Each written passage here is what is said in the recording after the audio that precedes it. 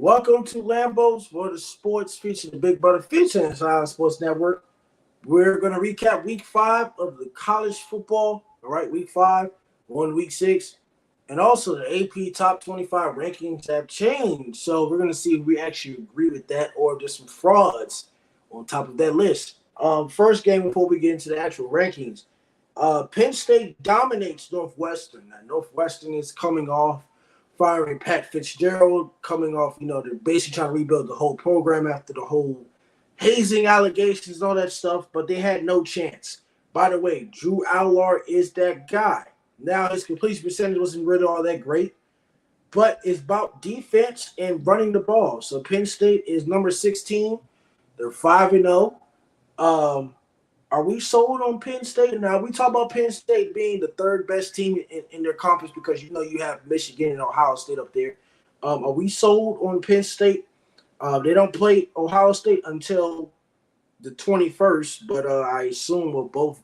No, the 21st is the bye week for Virginia Tech. So the 21st they play Ohio State. So does this team have a chance to beat Ohio State? And what did you think of this game? Well, the game was boring as hell. It was, it was Penn State all day. I definitely think they have a chance to beat Ohio State. I've been pretty high on Penn State since the beginning of the year. Going into like our first week of predictions and stuff, I was taught Drew Aller's a dog, and that's what I said that week 1, and I'm saying it now. Like he's a beast. You're right. The completion percentage wasn't to the level you would want against a lesser opponent like Northwestern. But 41-13 is nothing to, be upset about going home with. I'm completely sold on them. They've had in the past years just one of the best defenses in the country. Right now, they're allowing the least amount of yards in the entirety of college football as a defense. So, like, statistically, based on yards allowed, they are the best team in college football. And I definitely have enough trust in what the offense can do that if you pair it up with how dominant that defense is, they can win some really competitive games. Now, I don't know if they're going to beat Michigan. Like, playing Ohio State and Michigan is a pretty tough slate, a month apart from each other. But besides that, it's Ohio State and Michigan are really – now I don't want to just push all the other Big Ten teams aside, but basically those are the two teams that they need to worry about losing. And if they only lose one of them, I talked about it in one of the videos before, they can definitely be one of those one of those teams that can slide into the 4 seed in the college football playoff if they play Michigan and Ohio State close. Like, if they only drop one of those games, which I would assume more than likely it would be the Michigan game rather than the Ohio State game if they are to split them. But if they play the game that they lose out of the 2 close, I definitely think they could be a very, very, very possible team to insert into that 4 seed. So, yeah, I'm sold. I'm with them. We're sold on Penn State, but we're not sold on Northwestern. Northwestern just continue to struggle. They just have a new coach. Their quarterback, Ben Bryant, only had 122 yards passing. They couldn't run the ball. They couldn't throw the ball for nothing. Northwestern completely mismatched. At some point in the future, we'll bring Robbie Bear on the show, who was a transfer from Northwestern, whenever he decides to answer his phone. But my whole point of Northwestern, why I've said that, is because Northwestern, they've become great at basketball, but now they suck at football. So I guess, when you lose a bunch of recruits to the hazing allegations, they're 2-3. Surprisingly, they won 2 games. Not that we're 0-5, but we just don't talk about Northwestern because they're not that important. But the next game that is important, Florida versus Kentucky. I know Sarah Blake Cheek is a big Florida hater. I've never been sold on Florida. Kentucky is 5-0. Why in the world is Kentucky not ranked, but Florida is? What's the problem here? Florida is 3-2. Kentucky's ranked. Kentucky's ranked. What number? 20. Oh, well, I'm sorry. I was looking afterwards. That's my fault. I corrected myself. I was wrong about that. Before the game was started, before Florida was ranked and Kentucky was not. Now they're ranked. Um, Florida is just awful. Ray Davis, by the way, 280 yards rushing and 4 touchdowns. That Florida defense is complete garbage, and the offense can't score none but 14 points. What's wrong with Florida and is Kentucky that team in the SEC? Can they compete with the top dogs, or they're those teams that are going to be like 7-0 and then slip up like they did last year? Yeah, it's awesome to see what Kentucky's done. I mean, going from a team that now I'm not going to say this as a Tech fan because the first bowl game I've been to, we lost on a last-second touchdown against Kentucky. So that was a bad memory. But Kentucky in the past has been a team where you go into the week with the expectation of probably coming out with a win, and they've completely flipped that now. You know, like you don't go 5-0 on accident.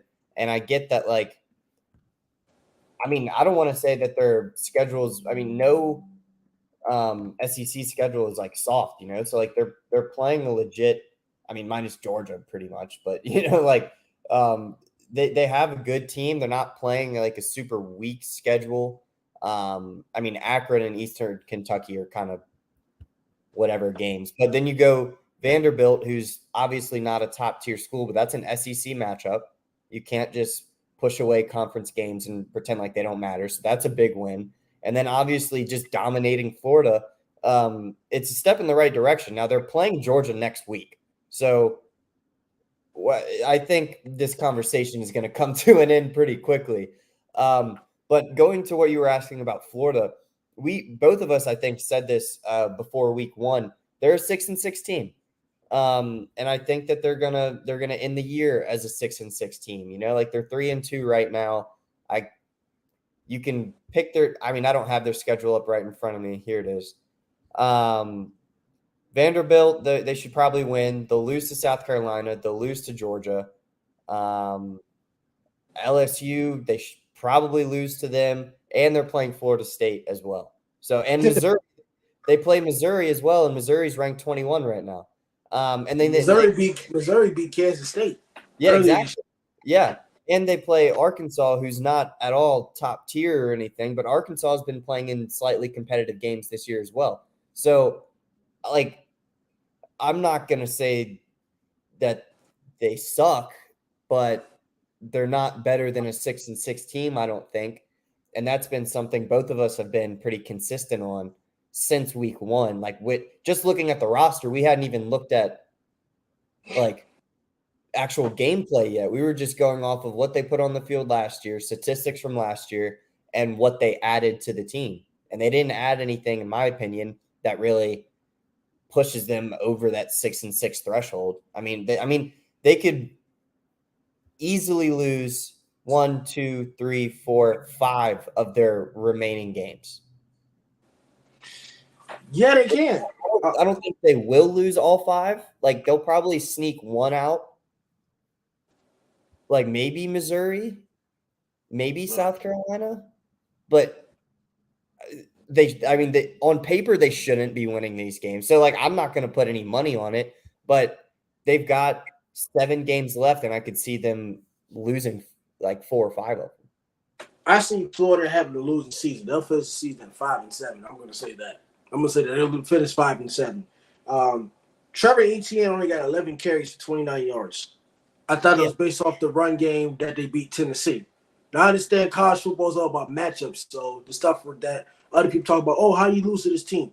Football is about matchups. So obviously it didn't match up well with Kentucky, and obviously Tennessee didn't match up well with Florida, even though that was 2 weeks ago. But the run game was not great. They couldn't get the pass game going. They spread the ball out a little bit. I mean, but it wasn't. None of the receivers had more than 60 yards receiving. And then Graham Merchant was 25 of 30, 2 touchdowns, a pick, 244. But I mean, I don't know if that was a late crunch time or they already got blown out or getting blown out early in the game. Yeah, I mean, they were down 16-0 after the first quarter, and then they traded touchdowns in the second and third, and then they didn't score anything in the fourth.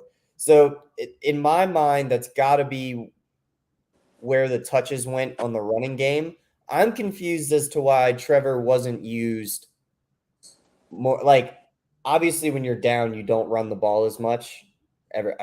Everyone understands that. But they still gave 10 carries to Montrell Johnson, who was averaging 4.2 a carry. So I'm not just going to say like Montrell shouldn't be playing, but especially like you mentioned the Tennessee game, after how wild Trevor went, and like the decent season that he's been able to put together so far, I don't know why you wouldn't be giving him more touches. But I mean, I guess you feed the hot hand, and that seemed to be more Montrell. But if you're down 16-0 in the first quarter, you don't really have too much of a reason to be running the ball 20 times with one guy, so.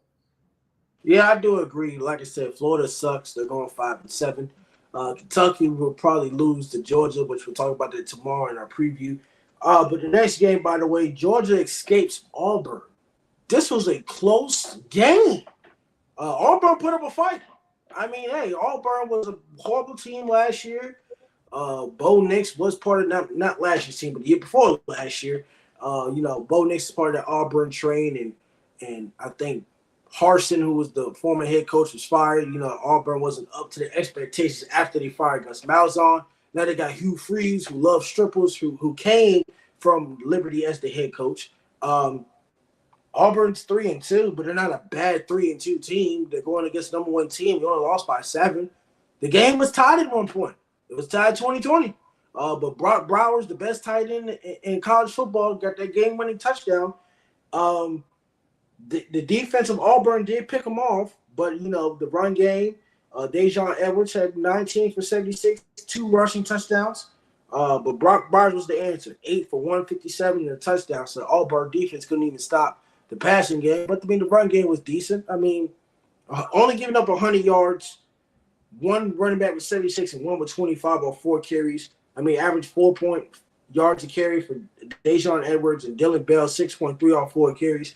I mean, they did enough, but I mean, Auburn, Lord, I think Auburn barely just got by. Looking at these stats, by the way, Peyton Thorne only had 82 yards passing and a pick. So they ran the ball well for 219 yards. So you did that against a very good Georgia defense, ran the ball, but you couldn't throw it. What did you think of this game? Georgia will obviously be undefeated, but is this a moral victory for Auburn? I mean, they ran the ball for 220 yards, but they can't throw the ball.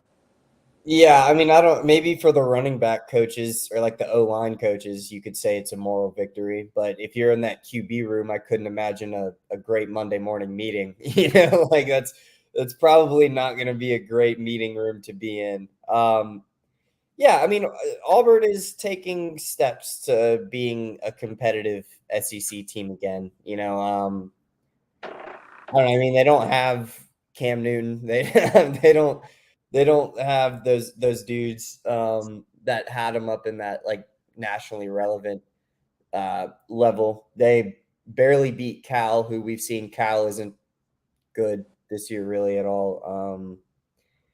I don't know. I mean, they'll be what we probably expected them to be this year. Maybe a step up. I think it's more of like the conversation point comes from Georgia. Now, obviously, they are a team that can afford to start slow and then pick up after a slow start. But against teams where if you're just comparing stars, which is not a good way to make your picks every week, but in a game where you have a team that has majority 5 and 4 stars with depth of 4 and 5 stars at 20 of the 22 positions in a starting lineup, like if not all of them, then like you shouldn't be getting out to starts like you shouldn't have a super competitive game against Auburn or a first half game where it's very competitive against South Carolina. Like, so I think it could act as like a wake up call for them. As I mean, it's hard to get a wake up call from wins, but when the majority of the country is expecting you to go in there and use these guys as a mop head and you don't, then it raises a little bit of eyebrows, but you don't raise them too high because they still haven't lost a game in 2.5 years, and they're, like unanimous number one and everything like that. So I don't know. I don't think it says too much for either team, really. I think the game ended up how it was supposed to end up, but it does speak to, Auburn being able to compete in SEC matchups, which has been a big issue for them in years past. Their conference record has not looked great.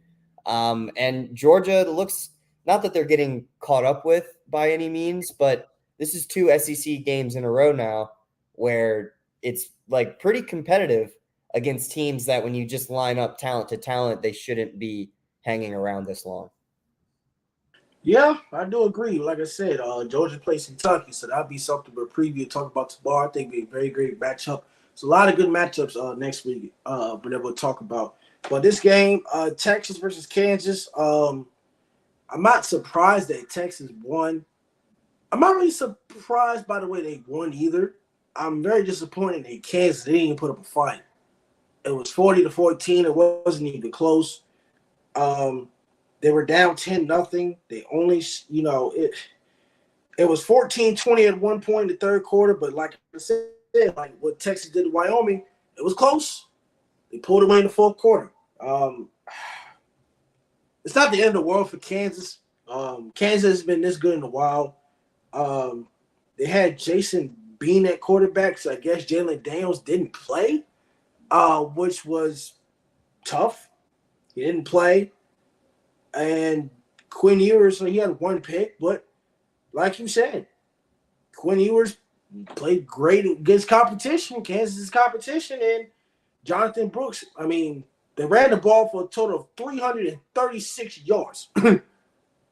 He had 220, and Adonai Mitchell had 10 receptions for 141 yards, and Xavier Worthy 7-93. So their offense is too powerful. Jalen Daniels didn't play, but like I said, I hate to say it, it's disrespectful, but it's like we really don't care about the injuries because injuries happen to everybody. But when you don't have Jalen Daniels, you ain't gonna win. So obviously they had their backup quarterback, they got blown out. Texas is still the number 3 team, I assume. They're still number 3, number 4, maybe, whatever. I'm still not sold on Texas. They're undefeated. They're great, 5-0. What did you think of this game? I know this game was boring, but next week they play Oklahoma, and this is the first time both teams in Oklahoma and Texas were, I guess, 5 were undefeated in a Rivalry Showdown. So, are they going to beat an Oklahoma team next week? Maybe.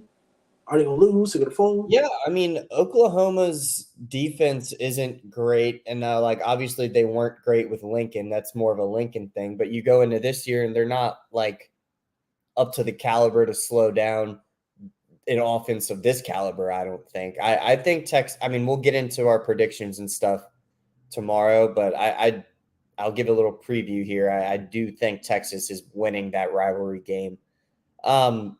Look, it's not easy to draw any too many negatives away from the way that Quinn played. Now, obviously, the pick is not what you want, but that's going to happen regardless.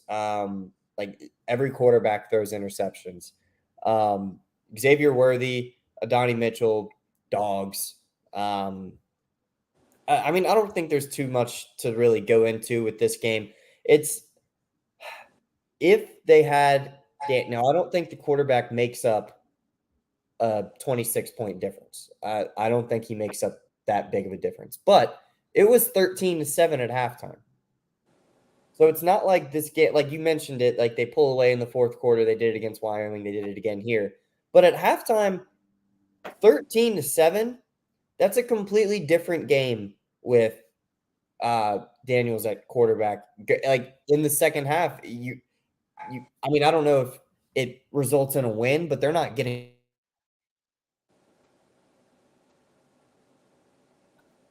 capable of keeping up. But I think that the defense of Texas isn't super, super great. They're good, but they're not astounding or anything. And if you have a quarterback that can actually make stuff happen versus a guy that threw 40% or whatever, it's it's a whole different ball game if he plays. Yeah, I do agree. I wish there was more to talk about, but that'll be more to talk about next week as far as Texas. I guess we were both wrong about this game. LSU was supposed to beat Ole Miss, but Ole Miss, after coming off the Alabama loss, to 55 on the LSU defense. By the way, it was a great offensive game. Both teams scored. Um, Jaden Daniels, 4 touchdowns, no pick. I think he had that fumble where he got smacked. He risked his life and got smacked. They ran the ball efficiently. The quarterback had 99 yards rushing. Logan Diggs had 101 yards rushing, 2 touchdowns. They ran the ball fine. It came down to the Ole Miss running back and Quashawn Judkins, 33 for 177. Lane Kiffin knows how to give his running backs the ball, and you had your other guys, Jackson Dart, 50 yards rushing, Ulysses Bentley, the 4th, 9 carries for 90 yards. So that tells me that LSU defense ain't really what it's supposed to be, especially when Brian Kelly had a very good offense and a legit defense at Notre Dame. It just came to the problem when we get into a championship game, we can't win it. But we always had a great defense, and we still do after Brian Kelly's left. We're known based off defense, but we can score on offense. Ole Miss got great receivers, Trey Harris, Jordan Watkins. Both combined for 13 receptions for 256 yards and 2 touchdowns. Are you surprised by Ole Miss beating LSU? I'm very surprised. Yeah, I'm surprised as well. Now, I did pick Ole Miss to beat Bama 2 weeks ago or last week. So, yeah. But what that speaks to in my mind is that Ole Miss is a capable SEC team. So I didn't think that there was zero chance because obviously if I thought there was a chance against Bama, there's clearly a chance against LSU, so I don't know. LSU, I guess, is kind of being called out right now a little bit as a little fraudulent compared to where they started the season. But on the surface level, yeah, I was definitely surprised. I picked LSU to win. Clearly, they didn't. They fell apart in the 4th, and they fell apart in the 1st, which was weird. Like their strongest quarters were 2 and 3, and in the 1st and the 4th, they allowed 42 points. So, I don't know. You want to start the game strong. Normally, there's like a lull somewhere in the middle, and you want to end the game strong. And they did the exact opposite, which came back to bite them. Their strongest quarters offensively were 2nd and 3rd. They didn't start great, they didn't end great, and you can't win like that. And that's almost all sports. You go to any sport, you go to track and field, you start the race slow, you have a good middle of the race, and then you end the race slow. You're not going to win. You go to baseball, you can have like a 4-run first inning, but if you don't have any other you have no runs in the beginning of the game, you get to like the 5th inning-ish and you put a couple on the board, but then you don't end with any runs, you're not going to win that game either. So it's like, I think this is transferable to all sports pretty much, but it was obviously the culprit here as to like why they lost. You can't end the game flat, and they ended the game flat. Yeah. And Neighbors and Brian Thomas Jr. for LSU played great. I thought Neighbors was going to play great. He did. I thought Jaden Daniels was going to play great. He did. But on the flip side, when you're allowing damn near 55 points. 400 passing yards, 300 yards on the ground, 7 touchdowns. Like, what do you want them to do? What do you want the offense to do when the defense is allowing 7 touchdowns? Yeah, both teams allowed a lot of points. Ole Miss has a defense, but not as a defense as LSU's as expectation wise. But an LSU defense, my God, that's awful from LSU defense. We don't expect Ole Miss to blame their defense, all right. But LSU defense giving up 55 points to Ole Miss team that only scored 10 points against Alabama. Ooh, Lord, Well, and they allowed 31 points to Arkansas. They allowed 31, and then they allowed 45 against Florida State. like, the Florida State game is a little bit more excusable because they do have like a really high-powered offense and stuff. But Arkansas is not like their Arkansas is not that powerful of an offense. Yeah, their offense is not like lighting any scoreboards on fire or anything like that, and they allowed them to get 31. Now they played great against Mississippi State, but we want to talk about offensive power. They have less than pretty much every other team except for Grambling that they played. So it's odd. But yeah, they were supposed to start the year as a really good defense off the bat, allowing 45, and it's basically gone downhill defensively from there. So I don't know. I really don't know. Yeah, LSU, that's tough. I mean, LSU next week, they play Missouri next week, which might be an L. Ole Miss plays Arkansas, so that'll be something we'll probably preview tomorrow. Next game we got game 2. My Notre Dame Fighting Irish, my second favorite team, barely got by against Duke. Watching that game closely, they were up 13-0. Duke had the momentum in the fourth quarter. Very nervous, very concerning. It came down to a touchdown and a 2-point conversion. Riley Leonard did get hurt, I think, off that fourth down play or off a sack. Very bad injury. I don't know why they replayed it on the highlights. I skipped that because it was very awful. Hope he's recovered. By the way, Sam Hartman is a great guy. I mean, he's sitting back waiting for him to come out, make sure he's good. That's great sportsmanship right there, man. We don't see that from a lot of people, but he actually cares. Notre Dame still has some work to do. Now, I've raved on them, but they got work to do.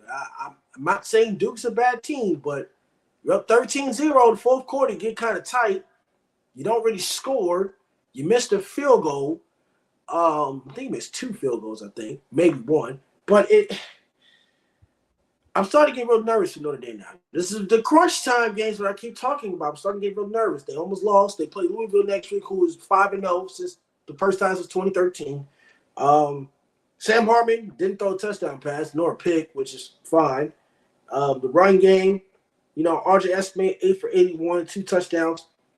Average 4.5 yards a carry, but we also went to Jeremiah Love, who averaged 8.8 yards off of 5 carries. Mitchell Evans, our tight end, who was like a Michael Meyer from last year, 2 years ago. He kept us in the game. 8 receptions, 134 yards, no touchdowns, obviously, but he kept us in the game. So he basically, Chris Tyree, Rico Flores Jr., all of our receivers got shut down and took the tight end. What are your thoughts on this game? And with Riley Leonard being out, this hurts Duke's chances of being actually maybe it's a good story for Duke, but with him being out with that horrible injury, we don't have a specific timeline for it, but it's pretty bad. And what does Notre Dame need to work on, and what's the storyline for Duke not having Riley Leonard? I mean, it's a center-around story coming to an end. Yeah, I mean, he's got a high ankle sprain. So like you said, like the timetable is up in the air, but high ankle sprains are normally like multiple weeks. So I don't know. It's tough because Duke definitely had a chance of, making it to the ACC championship this year, and without Riley, like I don't see it. He's a stud. He didn't play super like well tonight compared to what we like expect from him, or I say tonight, on Saturday night. Like passing, he wasn't super efficient or anything, but he got involved in the running game and it made an impact. The thing that I think Notre Dame needs to work on is just the defense is great. It's been great all year. The offense gets a little stagnant, and I get it. They've gotten stagnant against good teams. Like Duke is a good team. Ohio State, obviously great team. So like when your offense isn't clicking against like good defenses, it's a little bit more okay to just like brush it to the side, and it's like not that much of a deal. But like if you like, I don't know if they can win games like this against, like we obviously saw it didn't work against Ohio State. Now that could have been more on the coaching side than anything. Well, that's a whole conversation. It could be in its entire episode if we wanted it to be. it's just like you can't play styles of games like this against teams that can respond to the same level that you can, if not to a higher level. So as good as Sam Hartman is, like you said, hasn't thrown an interception yet, but he also threw the ball 50% in this game. And if, like you said, the receivers were getting locked up except for the tight end, like Audric Estime had 4 receptions, but out of the backfield, his longest was 13 yards, and he only had 25 total. So that's 4 yards of reception outside of that one. And, like everyone else had 2 catches besides Mitchell Evans. So, like this isn't going to be the hardest defense you play this year by far. And you're not going to be able to just go out there and put up, 20, 21 points or 17 points or whatever when you you have to play Ohio State you have to play like a very challenging team if they sneak into that top of the like the 4th spot in the playoff. You're going to have to play a team that's got an electric offense week 1. Like if they're the 4th seed, they're probably going to have to play Georgia. And we've seen Georgia's offense stutter a little bit, but I don't know if they can keep up with them. So, yeah. I do agree that that's a tough one. Notre Dame does play Louisville. We'll talk about that tomorrow, but then they're on a 2-game road ski. They at Duke, and I think they're at Louisville. So it's going to be very tough competition going forward. And like I said, against NC State, even though we won, we got in the quarters where we get tighter, we can't score. Now, I'm getting real nervous, and I feel like my hopes are going to become true at some point. And I hope it's not against Louisville. I hope it's against maybe, I don't know, never. But next game we had talked about, we were both wrong. South Carolina is 2-3. Lord have mercy. Tennessee, obviously, I guess they're back as far as winning consistently. They scored 41 points. They got their revenge from last year. The defense of South Carolina is not great. Like I said, I've never been sold on Spencer Rattler. He has an interception. Their run game was better. I mean, I guess the Tennessee defense, I mentioned we could run the ball, but you just can't win. It just came down to, Tennessee's run game combining for 240 yards and Jalen Wright for 123 yards on 16 carries. I mean, that's South Carolina defense has gotten worse, but Joe Milton also threw 2 picks, despite Score White with 104 reception yards. Who's the problem here? Is South Carolina really that team? I mean, are we hyping them up too much, and they're not that good? So it's a Spencer Rattler problem, offensive line problem, or is Tennessee frauds? I mean, what's going on here? This is a weird game. I thought so. The reason that I picked South Carolina going into this game was because of how well they played Georgia, especially in the first half of that game. And I just thought that defense could do something against, Joe Milton and the Tennessee offense, which, I mean, they kind of did in the passing game, but they still allowed 240 yards. I mean, getting 2 interceptions, forcing a QBR of 45, like that's a good game for your secondary. But, I mean, 240 on the ground. They had the same amount of passing yards as rushing yards. If that's the case and they're both over 2, you probably didn't win the game. So, from a defensive side, they just got completely overwhelmed.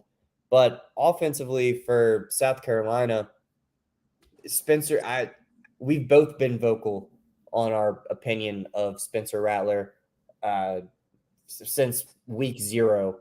I mentioned that I wasn't the biggest fan of him from, QB1 back in the day, but then also what we've seen from Oklahoma to South Carolina. Like, he just doesn't look like he's got it. I still don't think he's got it. And he's big. It's funny to think about, like, at the beginning of his college tenure at Oklahoma, he was like top of the mock drafts and stuff like that. And now he's no shot. Yeah. Like he's going to be, I mean, 3rd round, 4th round, maybe. Dude, I mean, he could slide to the 5th or 6th. I mean, like, I wouldn't be surprised if he would. I mean, Stetson Bennett's not even on the Rams, right? I mean, that's obviously off the field issue, but like he barely got picked up in like the 6th or something like that.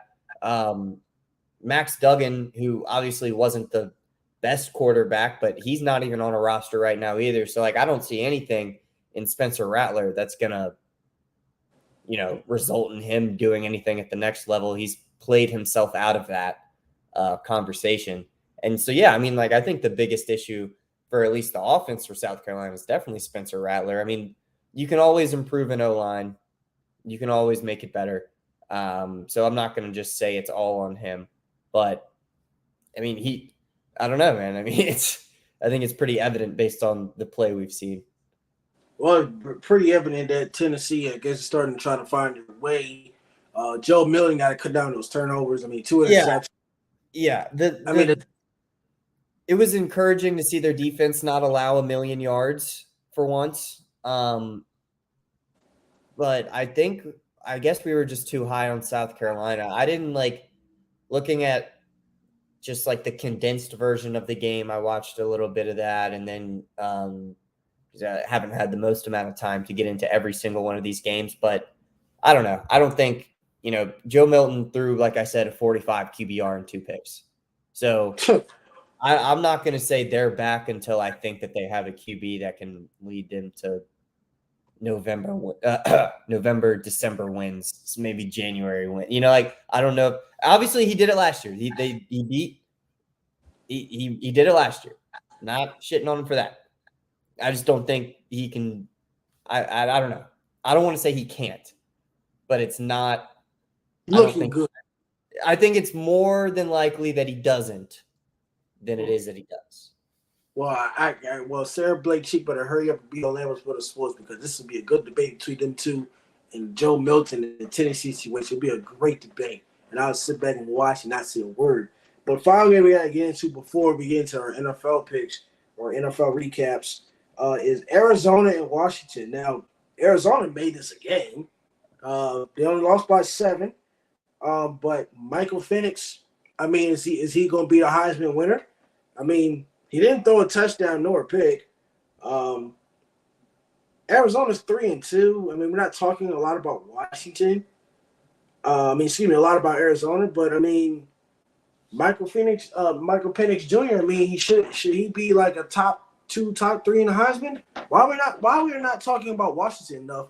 But Washington is the team that can beat, Oregon and Utah and UCLA. Why are we not talking about Washington enough? I don't know. Probably because they're in Washington on the opposite side of the country, and we don't get a lot of media coverage and stuff for it. I think Penix is definitely top of the Heisman right now. I'm not saying stuff won't change, but if I'm not mistaken, I'm not looking at it right now. I'm pulling it up. He's still the leader in passing yards by almost 200 yards, or by over 200 yards in the country. Number 2 is Shador. And then it's Jaden Daniels at LSU. And then, holy shit, Braden Shager from Hawaii is 4th in the country in passing yards. And Davis Brin from Georgia Southern is 5th. So obviously passing yards on everything, but he's playing out of his mind. He's got the 3rd best QBR in the country at 91.6. He's only thrown 2 interceptions. He's got 2,000 yards and 16 touchdowns. Why not, dude? He's I think easily right now playing the best football in the country, and it's not like brand new for him. Last year he threw the ball 4,600 yards for 31 touchdowns and 8 picks. The difference is last year he was throwing it at 65%. He's throwing it at 75% so far this year. 2,000 yards, 16 touchdowns, 2 picks through 5 games. So, I mean, damn. I don't think there's really much of a conversation as of right now. Things will definitely change, but he's leading the best team in the Pac-12, and he's got the best numbers. So I think he's definitely the leader in the Heisman conversation right now. Well, I mean, this will be it for the college football recap.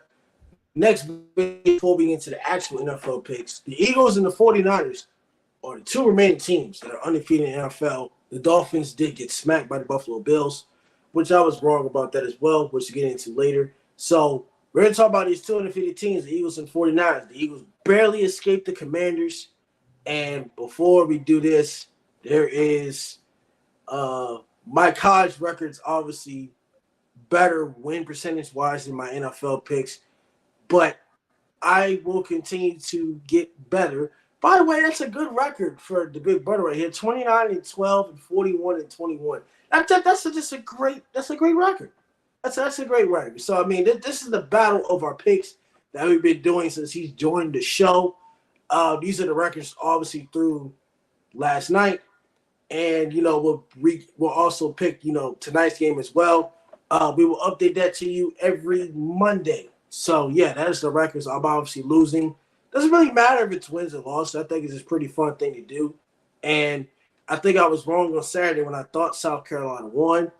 Or excuse me, I thought I picked Tennessee, but I was wrong. So I thought I rewatched my evidence and my research, but I obviously didn't do that. And I obviously had maybe a little bit too much to drink after Tech won. So, yeah, this is a great predictions. We're going to start doing this every week. Obviously, he has to leave. Like I said, I know my picks suck and all this other stuff, but don't worry about it. It's early in the season, anything that happen. And by the way, on some of these picks, by the way, I don't put them in my DraftKings parlay because I'm not too sure by the time I put it in these bets anyway. So that's just how it is. But in the next video, like I said, we're going to talk about the Eagles and the 49ers. Those are the two best teams in the NFC and in the NFL. That'll be next on Lambo Sports. We'll catch you in the next 5 minutes. Adios.